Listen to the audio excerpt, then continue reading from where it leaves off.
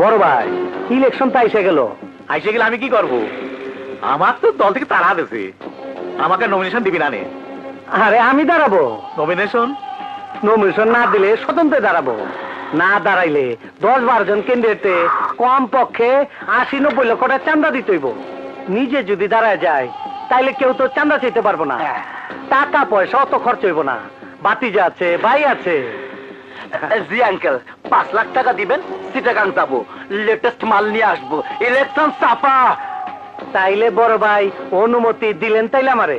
হয় খারায় যাও, টাকা পয়সা খরচ করে হতে পারলি খরচা পোষায় নিতে হবে 1 মাসের মধ্যে।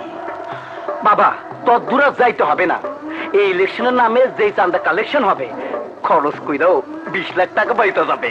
শোনো, এই হচ্ছে রাজকীয় ব্যবসা, আমি তো করতে পারলাম না, আমার তো সারা তাড়া দিল। ওই, আমাকে একটু ভাগ দিও। আসসালামু আলাইকুম বস। বাইরে চস কবে? এই তো কাইল। গুরুত্বপূর্ণ আলোচনা করতাছি, এখান থেকে যা। জেলখানাতে বাইরে ছিলাম, হাতে টাকা পয়সা নাই। যা এখান থেকে বাইরে। ঠিক আছে যাইতাছি বস। নির্বাচনে আপনার পোস্টার ছাপাইবেন না? এইটার জন্য আমার লোক আছে, যা। না, আমার কাছে আপনার একটা ছবি আছে তো, ওই ছবি দিয়ে আমি একটা পোস্টার ছাপামু। এই দাঁড়া, এদিকে আয়। বুঝছি তোর সাথে একটা মিলমিশ না করলে আমার হবে না। আয়, গন্ডগোল মিটিয়ে ফেলায়, বুকে বুক মিলাই। আয় আয়, আয়।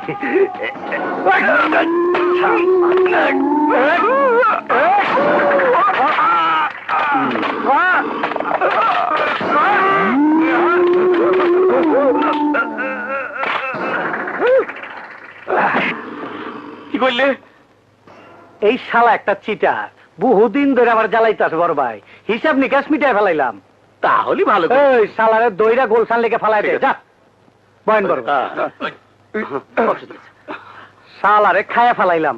তুমি এই যে সিপ দিয়ে মানুষ মেরে ফেলো, ওই শালার পুলিশকে একটা সিপ দিতে পারো না? তুমি কি ভুলে গেলে তোমার বাপরে কবর দিতে দেয়নি? কি যে কোন বড় ভাই, ও আমার কলজাটা ফুটা করে দিচ্ছে, টিপ দিলে রক্ত বাইরে হয়। তাই করো না তো কিছু। বলি নাই বড় ভাই, আমার বাপের লাশ ময়লার গাড়িতে পাঠাইছে, সেই গাড়িটার আমি খুঁজতাছি, সন্ধান পাইছি। ওই গাড়িতে আমার বাপের লাশ পাঠাইছিল, আমি ওর বাপের লাশ ওই গাড়িতে পাঠাই দেবো, পাঠাই দেবো।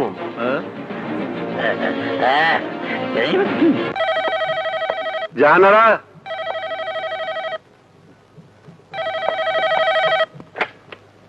হ্যালো।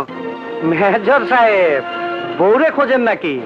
আমি মার্কেট থেকে দৌড়ে নিয়ে আইছি।